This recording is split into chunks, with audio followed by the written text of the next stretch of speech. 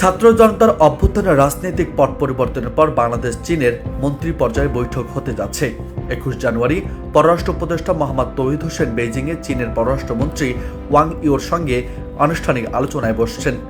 অধ্যাপক ডক্টর মোহাম্মদ ইউনূসের নেতৃত্বাধীন অন্তর্বর্তী সরকার দায়িত্ব নেওয়ার পর এটাই প্রথম কোনো দেশের সঙ্গে পররাষ্ট্র উপদেষ্টার আনুষ্ঠানিক দ্বিপক্ষীয় বৈঠক।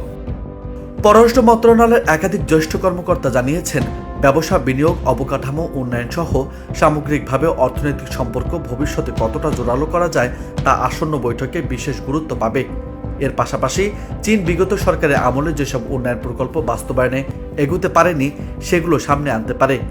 এছাড়া চীন তাদের বৈশ্বিক উন্নয়ন উদ্যোগে বাংলাদেশকে যুক্ত করার জন্য সমঝোতা স্মারক সইয়ের বিষয়েও জোর দেবে।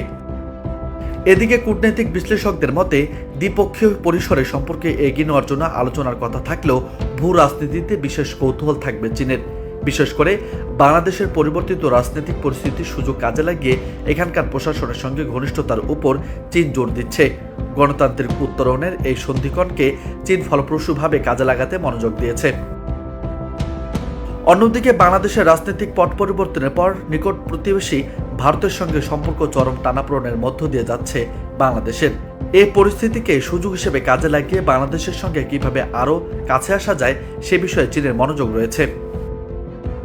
তবে আন্তর্জাতিক সম্পর্ক বিশ্লেষকদের মতে চীন যেহেতু ভূ রাজনীতিতে জোর দিচ্ছে, সেক্ষেত্রে বাংলাদেশকে এগোনোর ক্ষেত্রে সতর্ক থাকা বাঞ্ছনীয়। নিউজ ডেস্ক, বার্তা 24।